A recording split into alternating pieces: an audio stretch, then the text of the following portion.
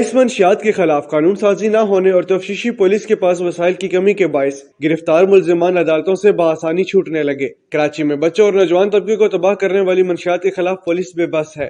اول تو اس دھندے میں ملوث ملزمان گرفتار ہی کم ہوتے ہیں اور آئس کے خلاف قانون نہ ہونے اور ٹیسٹ مہنگے ہونے کے باعث گرفتار ملزمان بھی عدالتوں سے بآسانی چھوٹ جاتے ہیں۔ آئس سے سب سے زیادہ متاثرہ ساؤتھ زون کا ڈیٹا حاصل کر لیا ہے، جس کے مطابق گزشتہ سال آئس کی برآمدگی کے 12 مقدمات درج کیے گئے ہیں۔ ان مقدمات میں 2 خواتین سمیت 15 ملزمان کو گرفتار کیا گیا ہے، جن سے 1400 گرام چرس برآمد کی گئی۔ رواں سال اب تک 13 مقدمات میں 3 خواتین سمیت 24 ملزمان گرفتار کر کے 714 گرام آئس برآمد کی گئی ہے۔ دستاویز کے مطابق 2 سالوں میں 25 مقدمات کے تمام ملزمان ضمانت پر بآسانی رہا ہو گئے ہیں۔ تفتیشی ذرائع نے بتایا کہ آئس نئی منشیات ہے اور اس کے خلاف قانون موجود نہیں ہے۔ منشیات کو عدالت میں ثابت کرنے کے لیے لیبارٹری ٹیسٹ رپورٹ درکار ہوتی ہے۔ آئس کا لیبارٹری ٹیسٹ 10,000 روپے کا ہوتا ہے، جبکہ عام کیس کی تفتیش کے لیے پولیس کو فی کس 1,000 روپے ملتا ہے۔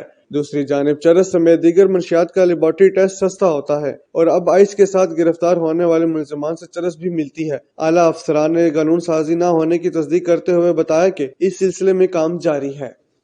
علی ڈینٹل ہسپتال چکوال۔ علی ڈینٹل ہاسپٹل میں اسٹرلائزیشن اور کراس انفیکشن کنٹرول کا خاص خیال رکھا جاتا ہے۔ علی ڈینٹل ہسپتال عقب نثار ہوٹل، تلگنگ روڈ، چکوال۔